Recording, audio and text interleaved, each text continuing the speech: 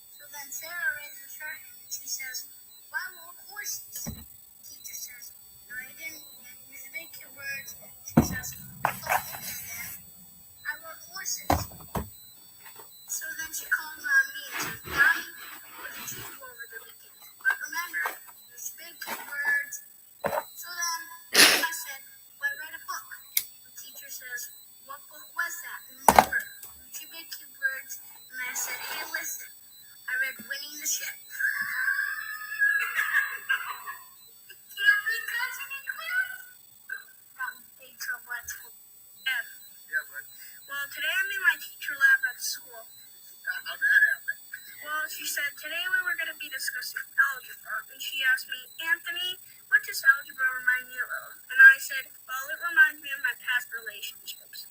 And she said, how? And I said, well, have you ever looked at your ex and wondered why?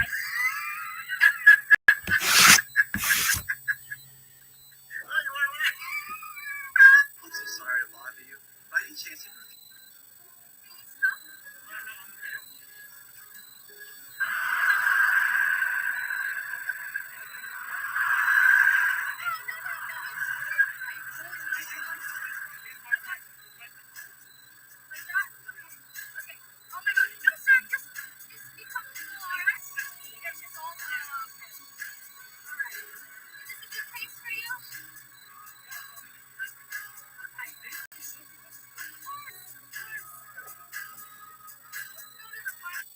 excuse me? License and registration. Why did you stop me? Do you know who I am? No. Do you know who my husband is? No. He's the chief, and you're probably going to come in. So you definitely will be hearing from him. But you had no reason to stop me. No reason. I just have more to respect than this that you just pull me over for no reason. I am the chief's wife. And all these cars are going the exact same speed as I am. Yeah, you have. Okay? You were speeding on base. Therefore, you broke the law, so I pulled you over. I don't care who your husband is. The world does not revolve around you. Now, I said license and registration. Please. Okay. Thank you. Registration. Excuse me? License and registration. Why did you stop me? Do you know who I am? No. Do you know who my husband is? No. He's the chief, and you're probably going to come in. So you definitely will be hearing from him. But you had no reason to stop me. No reason. I just have more to respect than this that you just pull me over for no reason. I am the chief's wife. And all these cars are going the exact same speed as I am. Yeah, you have. Okay. You were speeding on base. Therefore, you broke the law, so I pulled you over. I don't care who your husband is. The world does not revolve around you. Now, I said license and registration. Please. Thank you. Registration. Excuse me? License and registration. Why did you stop me? Do you know who I am? No. Do you know who my husband is? No. He's the chief, and you're probably the gentleman. So you definitely will be hearing from him. But you had no reason to stop me. No reason. I just have more to respect than this that you just pull me over for no reason. I am the chief's wife. And all these cars are going the exact same speed as I am. Yeah, you have. We're speeding on base. I don't care who your husband is. I said license and registration. Please. Thank you. Registration. Excuse me? License and registration. Why did you stop me? Do you know who I am? Do you know who my husband is? He's the chief, and you're probably the gentleman. So you definitely will be hearing from him. But you have no reason to stop me. No reason. I just have more to respect than this that you just pull me over for no reason. I am the chief's wife. And all these cars are going the exact same speed as I am. Hello, welcome in.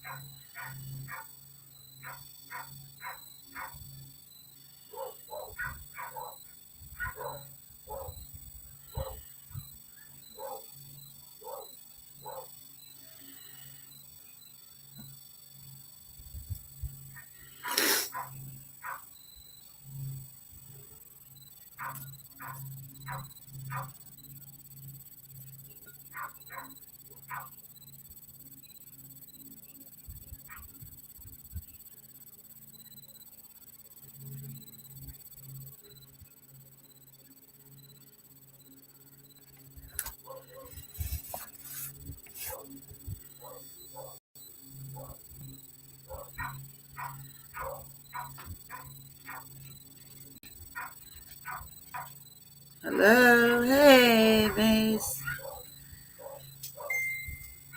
Yeah, I can see you, sweetheart. I wasn't looking at first. I was reading something.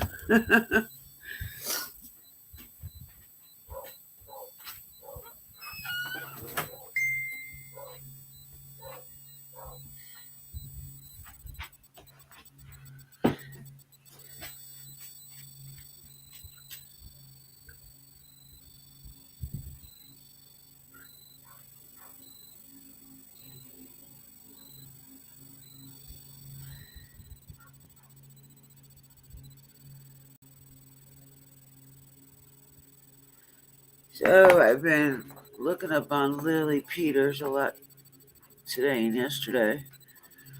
So we're going to watch some news.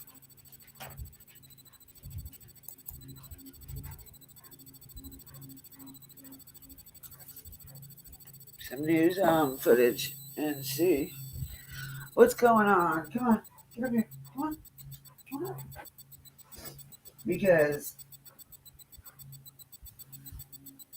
up until last night, I was just under the impression it was just a kid that knew her.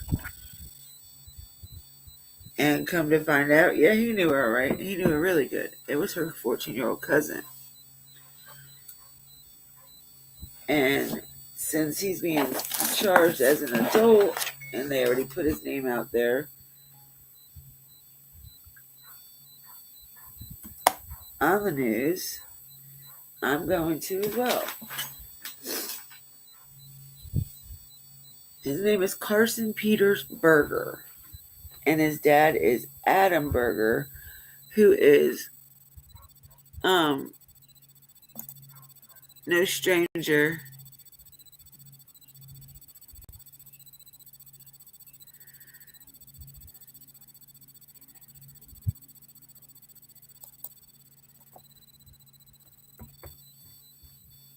Hold on one second.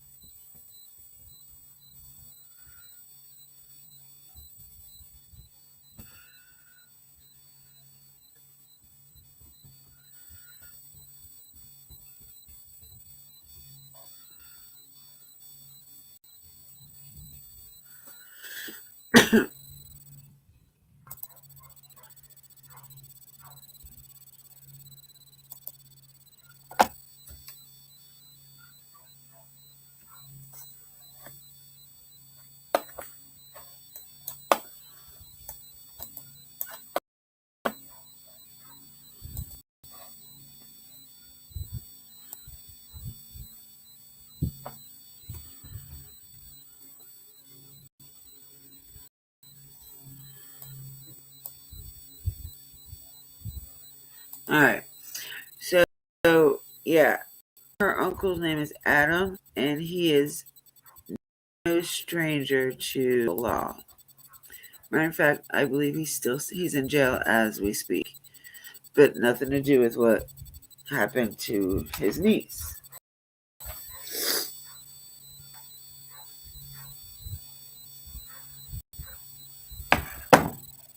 Um,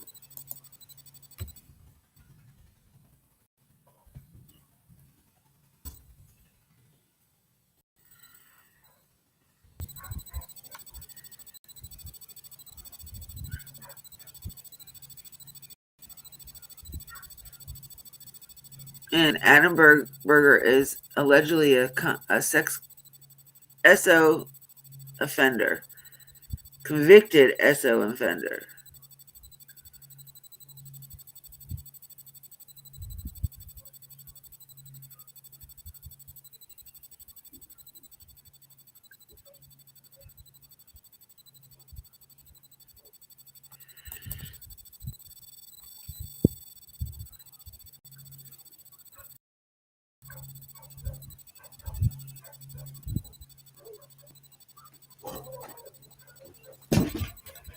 Hold on a minute.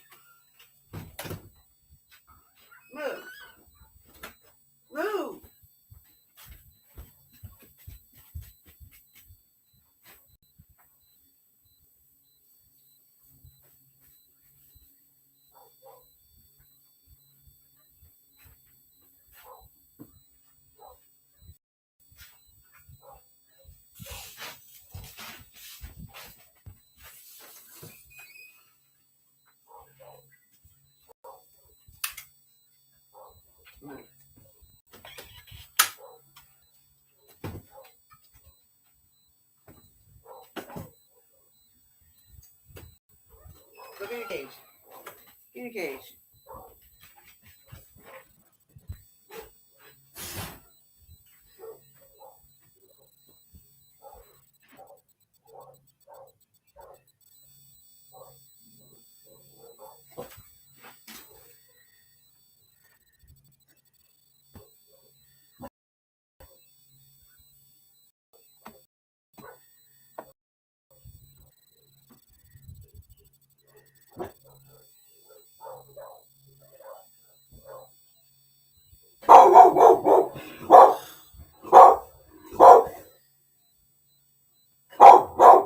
Shut up!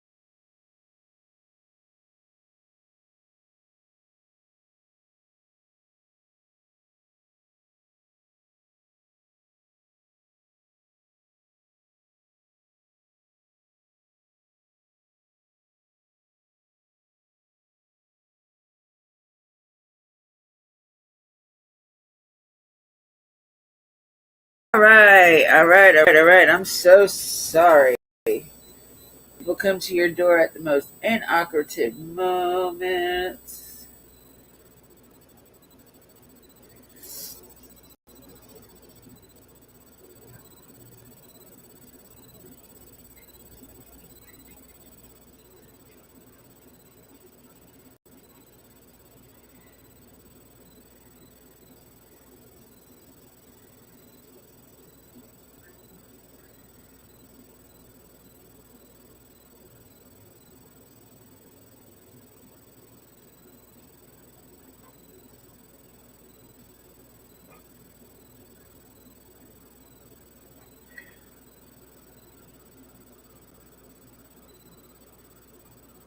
Are you still here, Maze?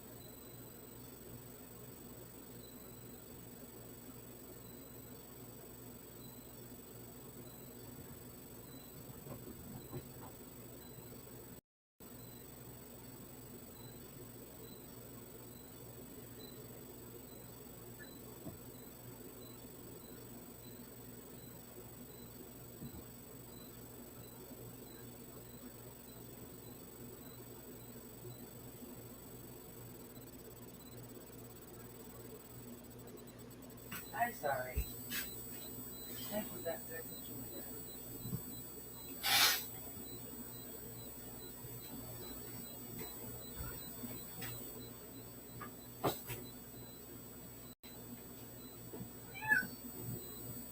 Hey.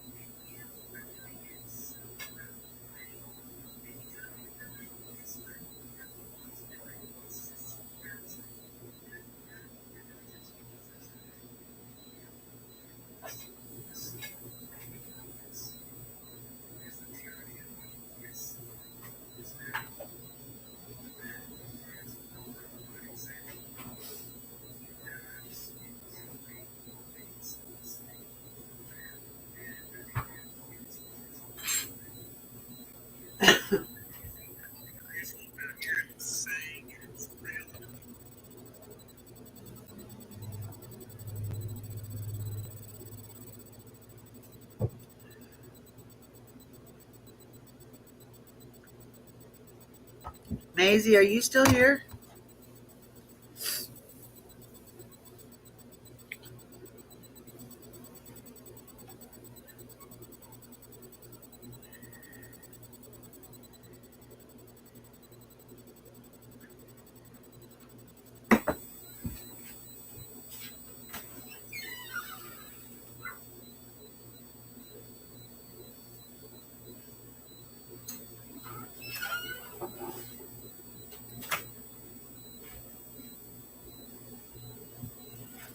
Oh.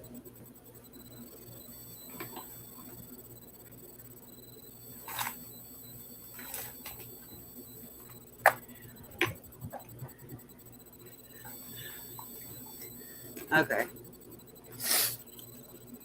So this live has been an hour of really nothing.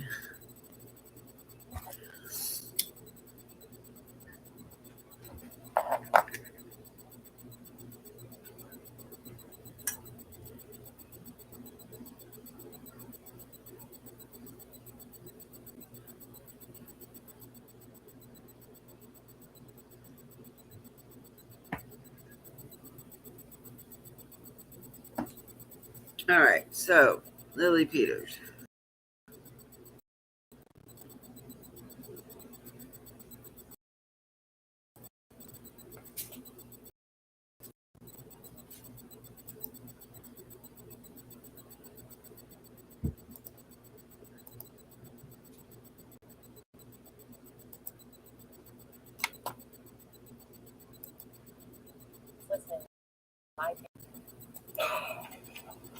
Hello. Hey, Blue Eye. Before we begin this proceeding, I wanted to just remind everyone that the court has issued an order on decorum for today, and there are certain rules that are in effect for this hearing for everyone. Participants, all spectators, all media. It's a sensitive matter, and just to remind media, there should be no photography of any of the defendant at all in this matter in any of the gallery.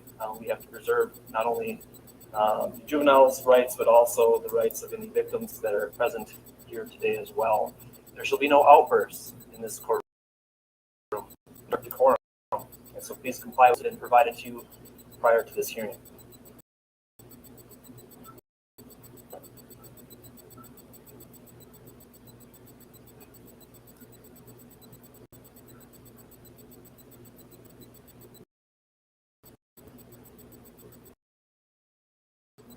We'll be able to call this matter that the parties refer to the juvenile with the initials for us to proceed and then give the appearances. Thank you. Yes, Your Honor. This is State of Wisconsin versus C hyphen D.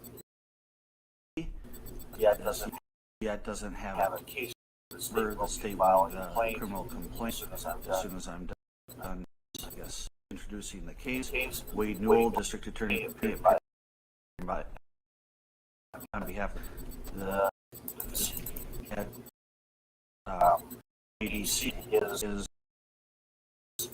Attorney Carl Schmidt and Carl Schmidt. All of you. Attorney Harless, first of all, the criminal complaint that has been filed will be filing that. approach.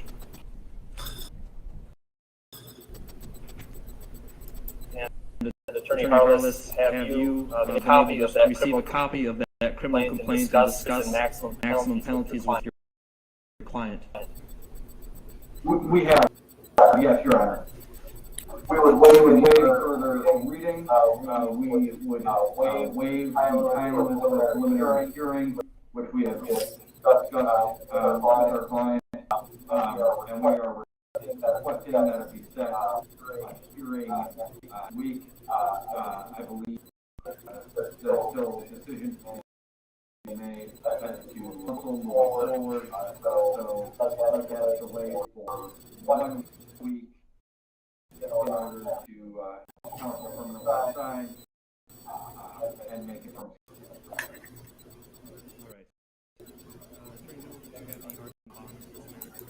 Yes, Your Honor. Your Honor, the state is requesting a $1 million cash bond with the condition that he have no contact with any juveniles and not possess any dangerous weapons. The state understands the state is a very high cash bond for a defendant 14 years of age. The statements that the defendant made to law enforcement that his intention was to rape and kill the victim from the get-go when he left the house with the victim going down the trail. The state believes that there is a need to protect the community and also a concern regarding the defendant fleeing given the severity of the punishment he is facing for all these charges that gives him a very big incentive not to resolve the matter and to flee the area, protection of the community. In his statements regarding the fact that when he did get off of the trail, punched the victim in the stomach, knocked her to the ground, essentially strangled her, hit her with a stick before strangling her to the point of death before he then sexually assaulted her. Based upon all that, the state $1 million cash is appropriate with the two. All right. Attorney Carlos Schmidt, any objections? Yes, Your Honor, to the cash, I'll be addressing the bond argument. We were actually impose a $100,000 cash bond. We agree that cash is appropriate in this case. Those are serious. We do not feel that setting bond $100 is appropriate in this case. We do not believe that Mr. PB is a flight risk. He is an 8th grader in a position to raise much money, frankly, at all. He resides with his mother. He is a lifetime resident of Chippewa County. We believe that a cash bond should be adequate to ensure that Mr. PB does not flee, that he has a realistic some sort of pre-trial release as limited as I think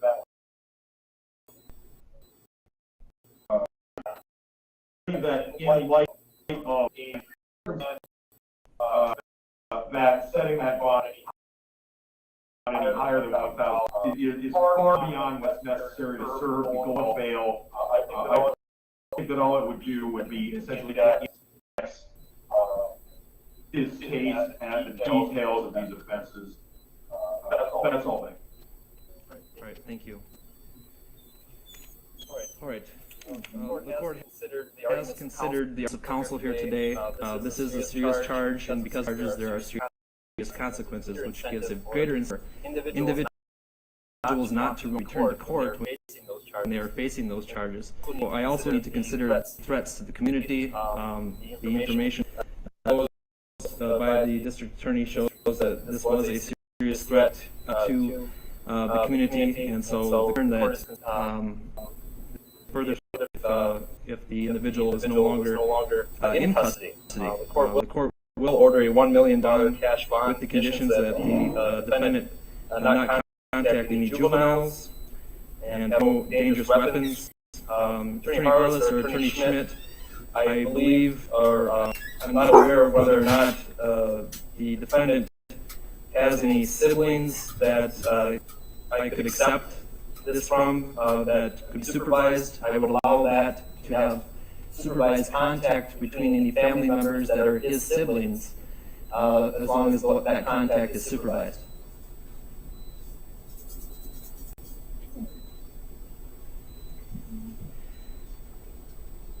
The time limits for the preliminary hearing have been waived. However, there is a request for a hearing next week to determine whether counsel will need to be updated for the defendant.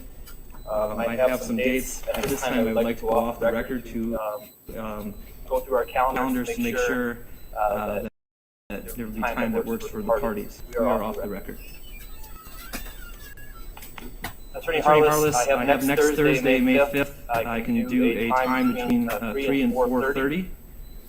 And Friday, May 6th, a time between 8:30 and 10 a.m. Do any of those times work for you for the defendant?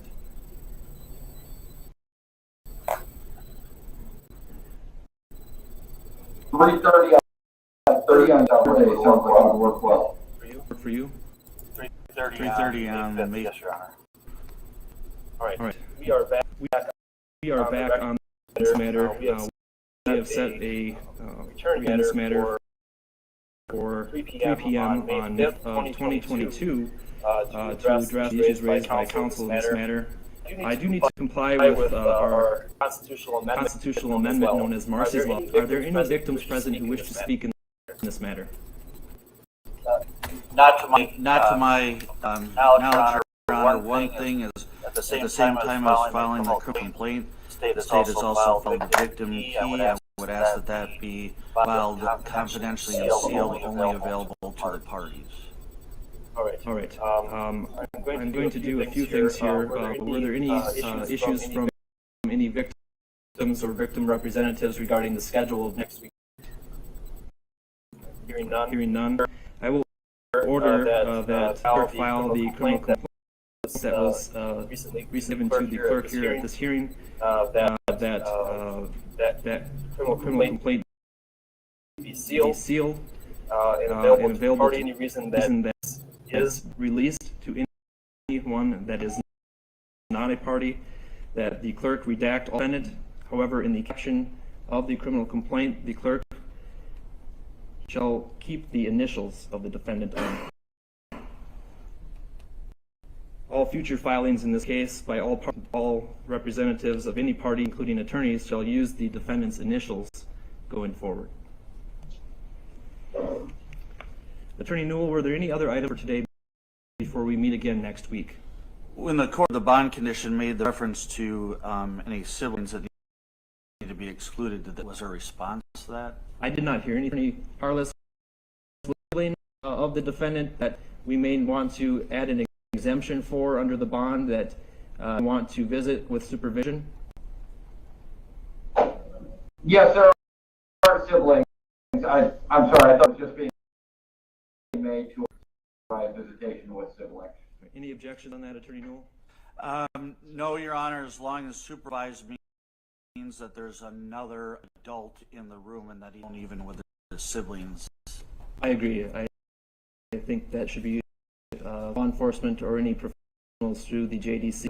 That's where he will be retained until further order. Attorney Harless, was there anything else, or Attorney Schmidt, anything from your side that you wanted to make for the record today? Just a clarification on. We understand that we were setting this for 3:30, and then when we went back on the record, the court indicated 3 o'clock. I make sure I got my calendar right. All right. Newell? Yes, sir. Set it for 3:30 then on May 5th for the next appearance in this matter.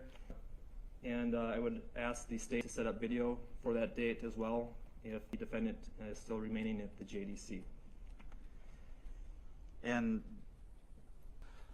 because that is one of the required court appearance, or I guess no, just a status. So it's not. Never mind, Your Honor. I guess we did not deal with today as the defendant had the right under the statute to appear in person, and we didn't. I guess at front, it may be good to address that now to make sure the defendant is okay with this hearing being done via video and not in person. Recent law, Attorney Harless and Attorney Schmidt, all proceedings are able to be conducted by video, including this one today. Was the defendant agreeable to having this matter conducted by video with him appearing from the JDC with counsel present with him rather than here in the courtroom?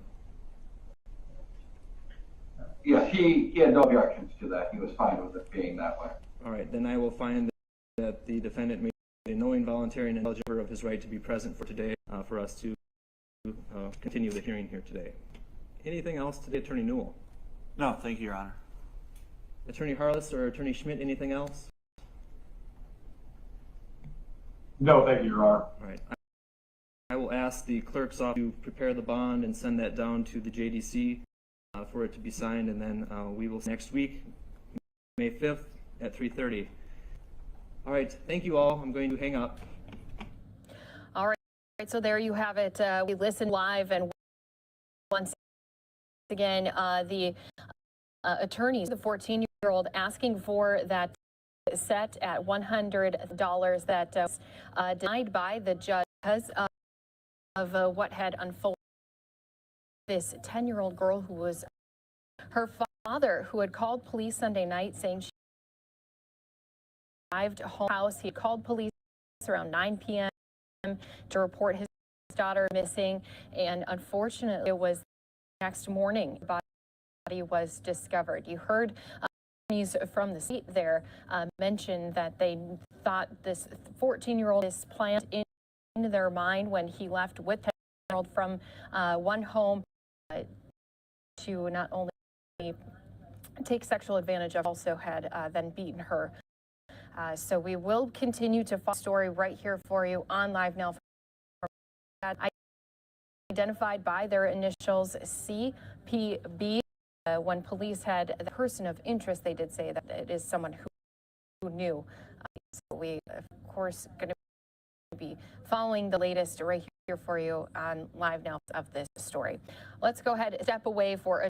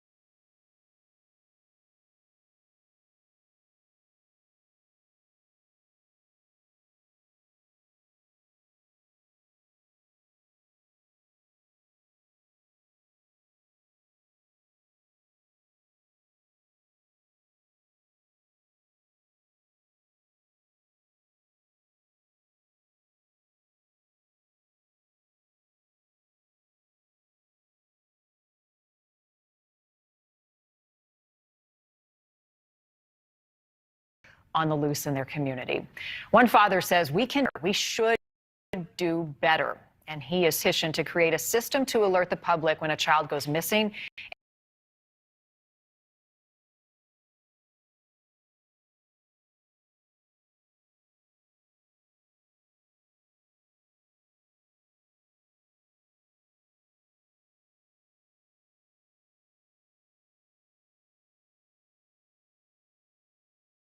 Amber Alert is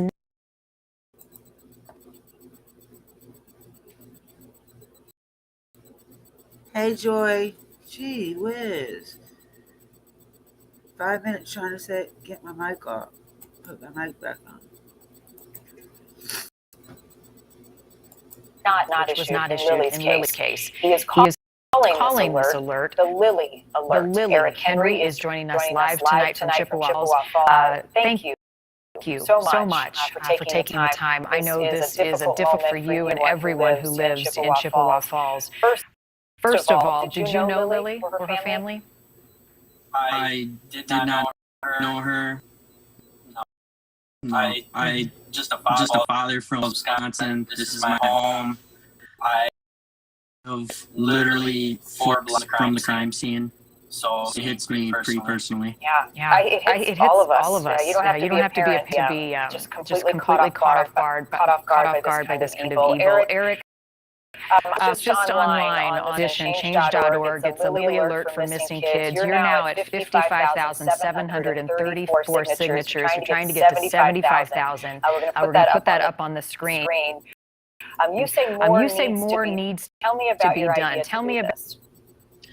Well, clearly the fact that an Amber Alert wasn't sent out, and if you look out there that don't understand why the alert wasn't sent, and it was because of the requirements that are currently in place.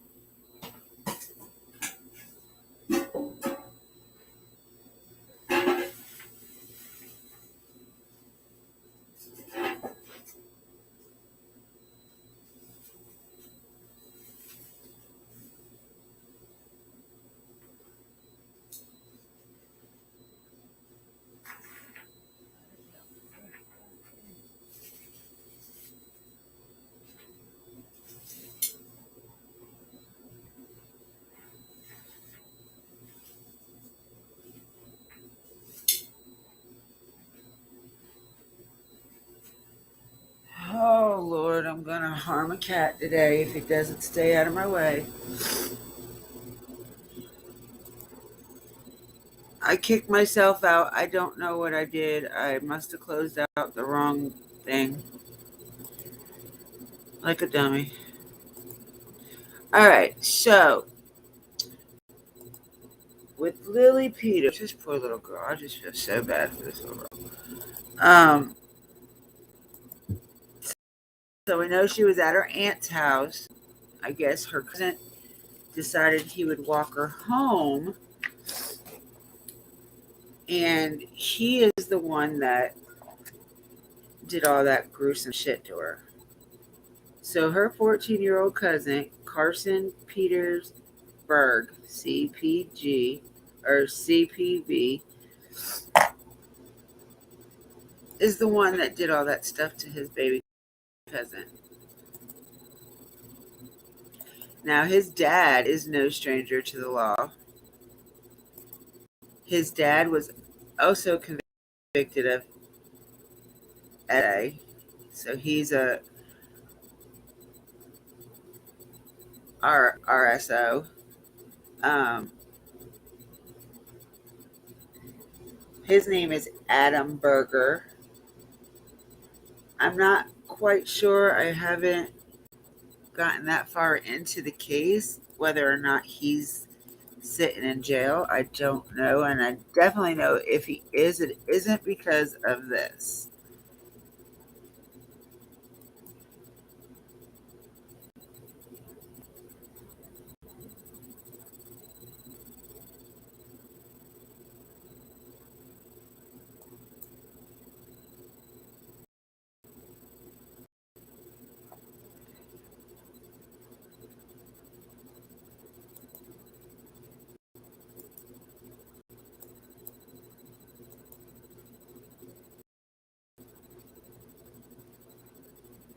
Father of teen accused of killing Lily Peters is allegedly a convicted SO.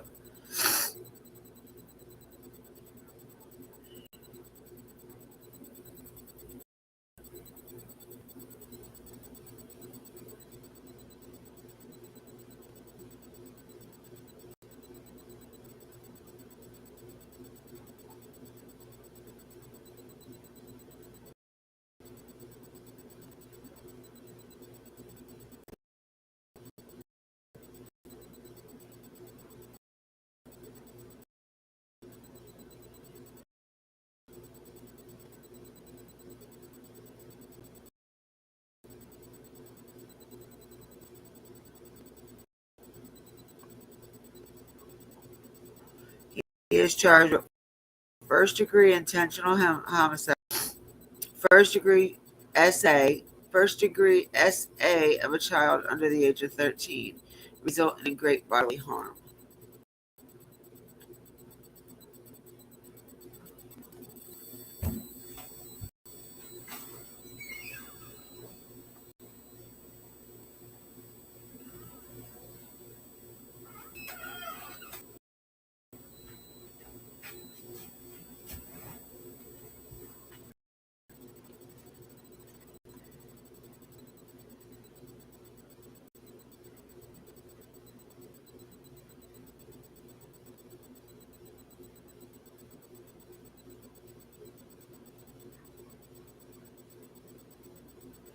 Okay, so Adam Berger was arrested in 2016 for possession of illicit child images and drug paraphernalia, which were found in a search at his home. In the search, authorities found several sexually explicit images of prepubescent,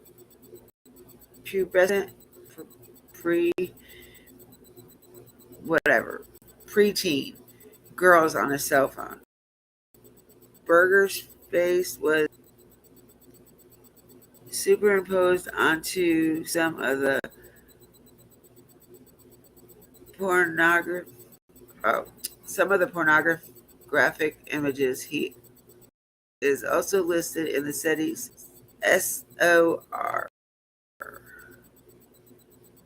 2017, Berger was charged with 10 felony counts and sentenced to a minimum of jail while serving his sentence for charges.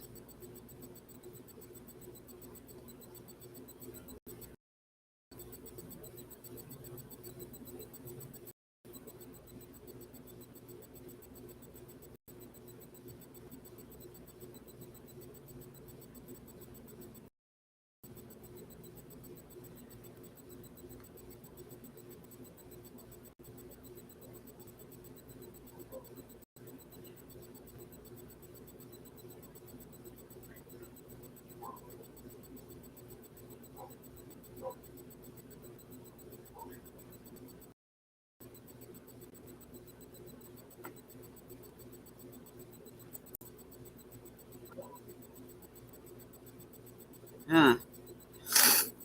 So yeah, his dad is well known to the law enforcement.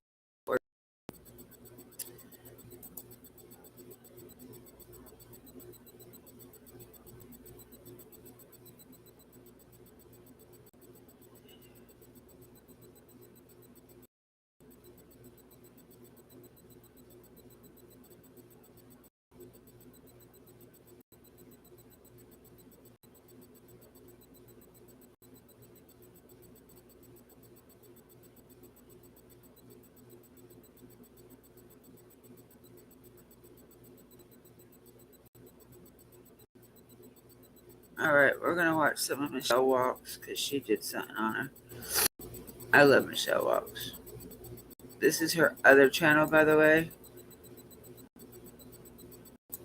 It's the other channel to Michelle Work.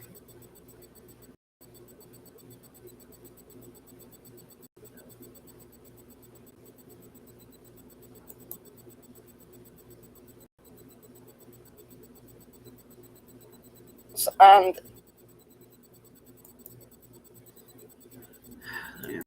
Make sure I have it in my description.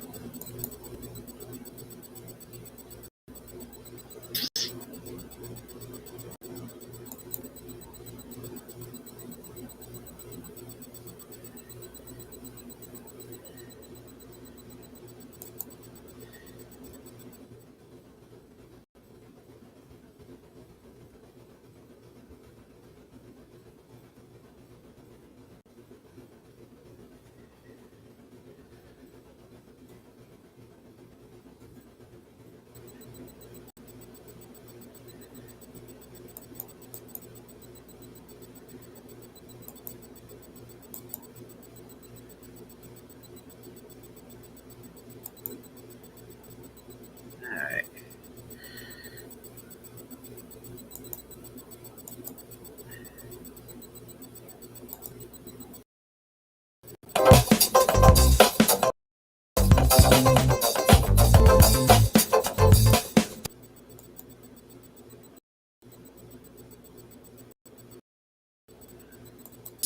and only some, and you're not interested in any other case.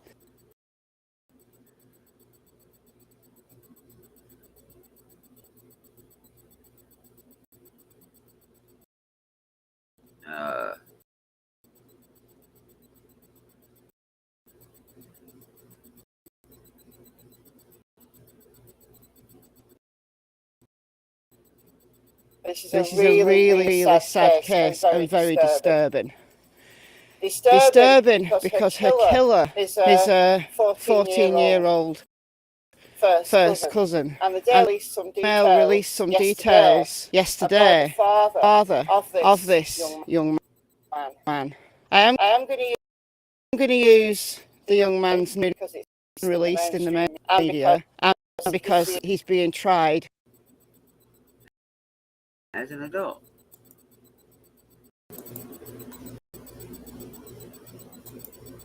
Bear with me, it'll come back up. I think we're getting ready to get another as an adult. The crimes that he's confessed to are crimes that no 14-year-old should ever even contemplate committing. No adult should ever contemplate committing. Here we are. So the young man in question is Carson Peters Berger, and his father is a piece of work, Adam Berger. So we're going to go through the case. A bit of background first of all. I don't know how many of you guys channel have heard of this case, let alone been following it. I know some of you will have, but this case it's developed very, very quickly. So on Sunday, this Sunday just gone, the 24th of April, 10-year-old Lily was visiting her aunt. Aunt's called Laura, the mother of Carson. Lily's aunt and Lily's dad are siblings, so that makes Carson and Lily first cousins. She lived with her dad. Dad's got custody. Mum's not living with Lily. I don't know how often she sees her mother. Everyone in this story has got a criminal past, but it's Adam Berger, Carson's dad, that is the real concern and the real disturbing information that's come out about it. You've got to ask the question, like father, like son.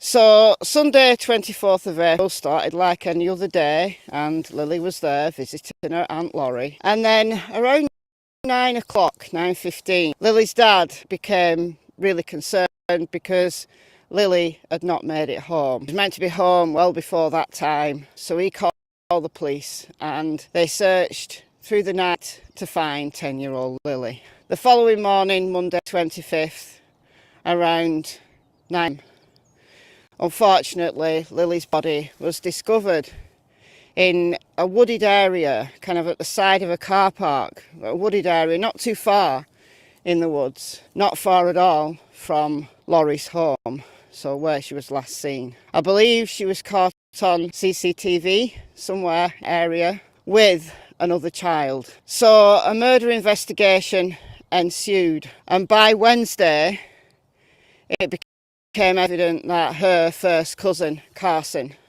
was the one that had committed the offence or the offences. The crime itself is incredibly disturbing, even more disturbing given that what we're talking about here is a 14-year-old child committing the ultimate in sins. I'm going to say trigger warning. I'm not going to give any graphic details, but I am going to go through what the preliminary autopsy found. So trigger warning, we're talking about SA. So the preliminary results of the autopsy revealed that Lily died of strangulation with blunt force trauma. Carson has confessed, punching her in the stomach to knock her to the ground, hitting her with a stick, strangling her, and at some point, either as she was dying or when she was dead even, he SA'd her.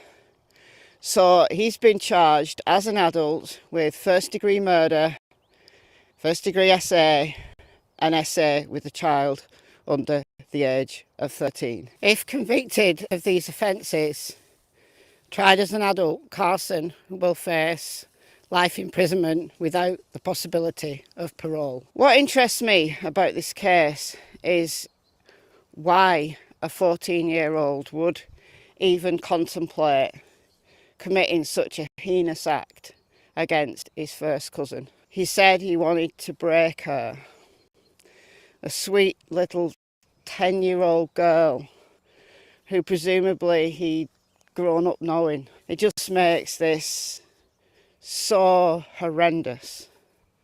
Horrendous anyway, for anybody to die in such a manner and for anybody to commit such horrific actions against another.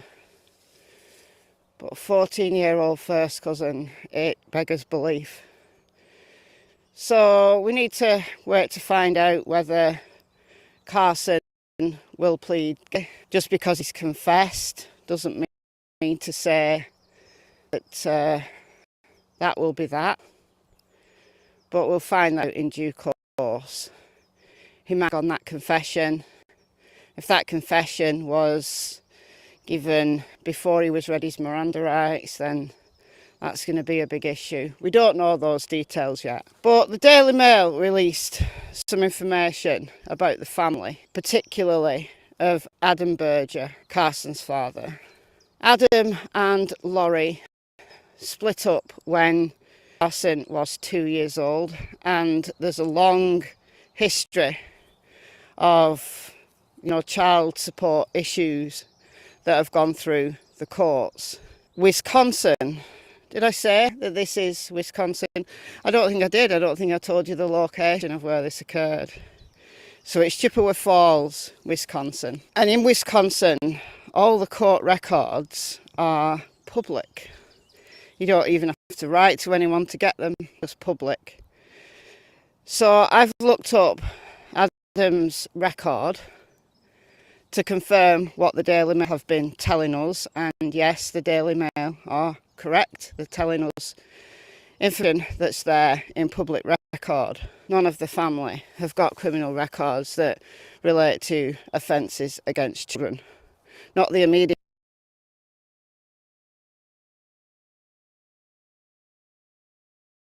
That is the key to fabulous riches. I'll be the king of fools.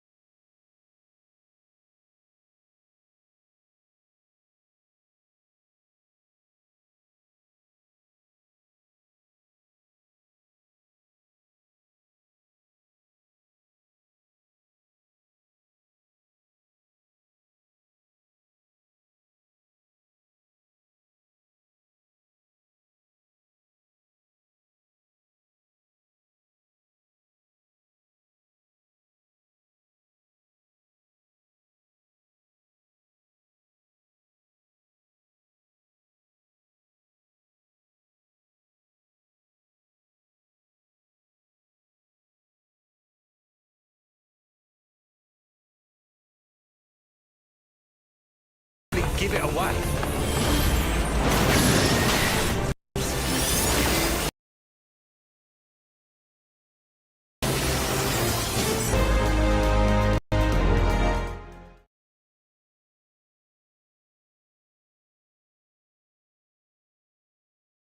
Hey, bud. What's up? I'm kind of scared. Yeah. Scared. Because I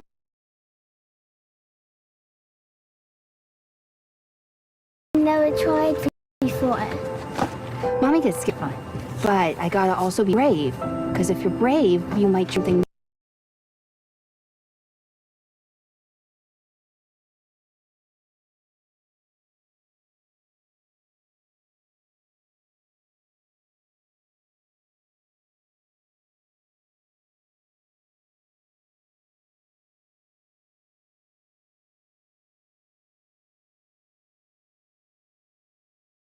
New, and maybe if you try it, I think it could be a lot of fun, huh?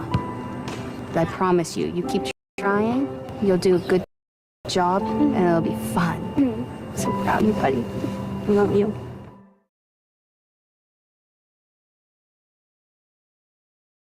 Immediate family, not the one that's been named, at least, except Adam. Now, he did have a criminal past beforehand, dating back to 2004, possession of cannabis, theft, drug paraphernalia, etc. But nothing major until 2016 for possession of child P. The Daily Mail has released some details, very explicit details about what some of these pictures look like.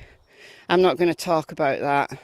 You can read that yourself. I'll leave a link to the Daily Mail article in the description box. Very disturbing. These were children who were clearly under the age of 18, and he'd superimposed his own face on these photographs. So he docked the photographs to put himself in them. So a very disturbed mind. Adam went to prison in 2018 for this offence, and he served 3 years, and he came out in April 2021. So he was in Dodge Correctional. Those who followed the Chris Watts case will know Chris is there. Dodge Correctional in Wisconsin. During those 3 years, Laurie had sole custody of Carson. Under court order, he was allowed to see his paternal grandmother, Adam's mother, certain times of the month. And Adam's mother has come out to say that Carson wasn't happy after his dad went to prison. He wasn't happy at all. Now, what has happened to Carson in those 3 years, we can only imagine. His mother has a boyfriend who lives at the property. I'd be interested in digging to his past, because the thing for me is the psychology of all of this. What leads a 14-year-old boy to take the ultimate in crimes? You know, a serious essay against his cousin, but strangles her to death in the process. And that's what he wanted. He said he went out knowing that that's what he was going to do to Lily. So this was premeditation. Not a childhood scrap that had gone wrong. Essay and murder. What possesses? From a psychological point of view, we've got at Carson's background. Now, some people say that nobody is born evil. And I would agree with that. I do agree with that. But everybody's born with an innate temperament. If you've ever had two kids, when they're first born, from the moment of birth, they have different temperaments, right? But then what happens to us as we grow, as we're socialised, it fine-tunes that temperament. That's why two kids can experience the same level of abuse in the home and come out of it with different outcomes, because that innate temperament and the way that trauma is processed has an influence. What you become as an adult is an interaction between your innate temperament and the experiences and the learning that you've had, both good and bad. I would bet without a shadow of a doubt that Carson has experienced trauma. The fact that it's prison for child P is maybe an indicator of what Carson has been allowed to see. His father might deny it, but has he been allowed to see P images? Has he come upon them accidentally? But just that in itself doesn't lead a child to commit murder. Even the most horrific abuse against a child does not mean that they're going to go on to become a murderer at the age of 14. It begs the question whether Carson has been committing offences already and has not been caught. Because to go to strangulation, murder, on your very first offence is quite something. But if Carson has led a horrifically abused life, he certainly had a disrupted childhood.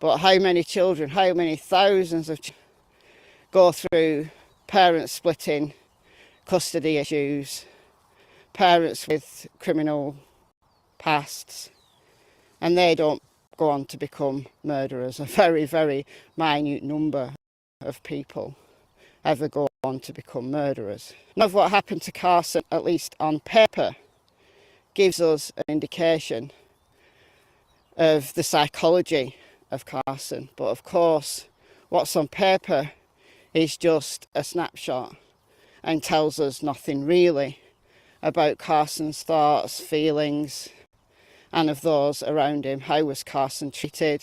If it's true that he wasn't happy at his mother, why? Why?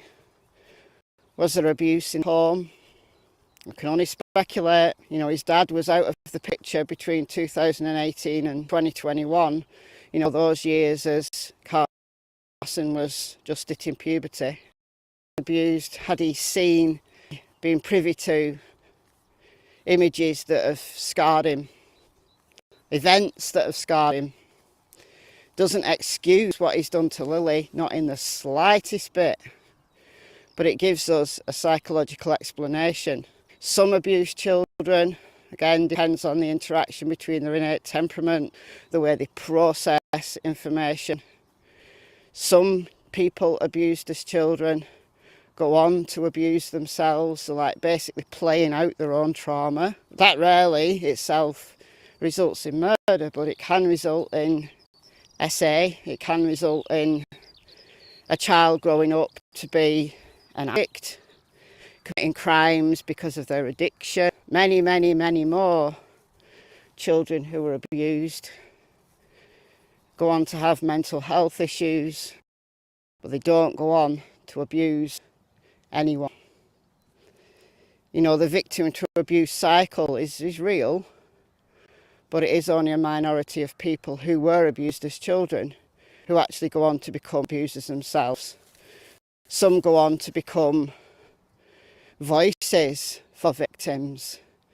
They experience what we call post-traumatic growth, and they go on to want to dedicate their life, or at least part of it, to helping other victims of abuse. They set up support organisations, they become counsellors, they become psychologists, they become law enforcement officials. They don't go on to become abusers, but a minority of them do. And we have to ask those questions. What has it been? What interaction of events have occurred in Carson's short 14 years of life that have resulted in this? There's got to be something that has triggered this. 14-year-old children don't go on to commit crimes like this out of the blue. Were there warning signs? Were there offences that the family know he's committed, that they've brushed under the carpet? Have they made excuses for him? All of these things are just my questions that maybe we'll find out some of those answers in due course, but at the moment, obviously, there's very little being put out in the media, only what's available in the public domain. Hi, Cass. Hi, Cass. Anyway, let me know what you think in the comments below. I've been Michelle. I hope you're well. I'll see you in the next video. I hope you go over to Box because I'm about to record an update video on the Katie case, which is happening right now. It's a murder investigation in my own county here in the UK, not Yorkshire. So join me over there immediately after this. I'll leave a link to that video. So it's goodbye from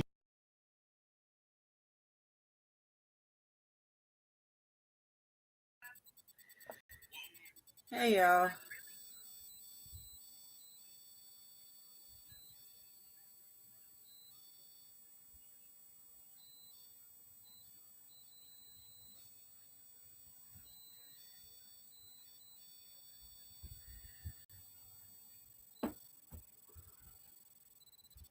Hello, Hilton. How are you, my love?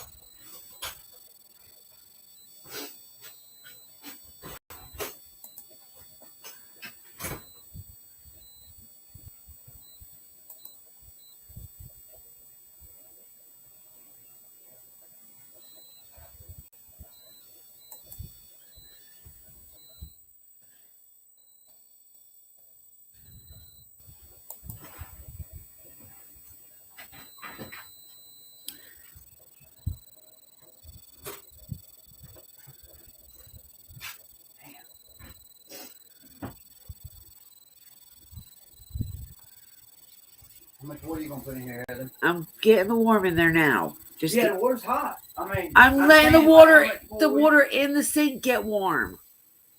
Okay, I'm just saying. Just a little bit, not much. I just want to warm the water Put up. cold ass fucking water in there, and then you want to add a little bit of hot in there and make it warm. You run all that cold water in there, it's gonna take forever for it to warm up.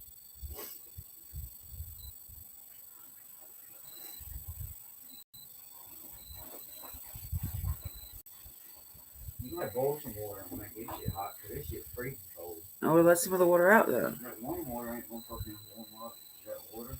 You ain't let the water warm up enough yet. Well, I said empty it out some.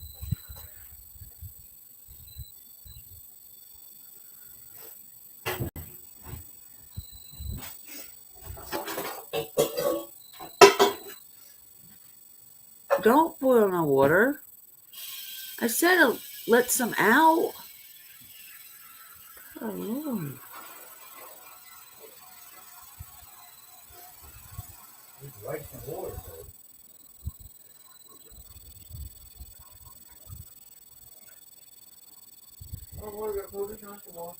The water was always cold. It never got warm. That water was never warm to begin with. It was always cold. Why'd you run it in there then? Because I thought it was going to run warm. Like after a minute, run warm. No, the water heater can't warm up 40 gallons of water in 1 minute. Like, it can't do it.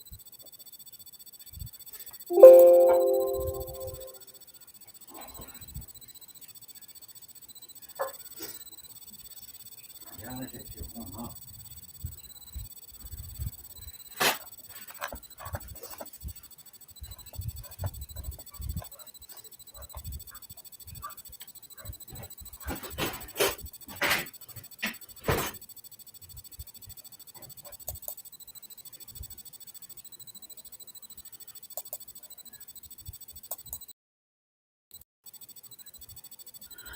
Not. We were just going over some of the things with Lily. Like it was her cousin that killed her.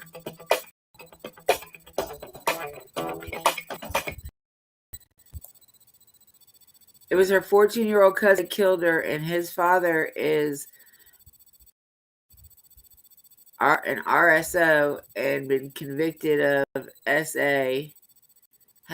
Had child porn,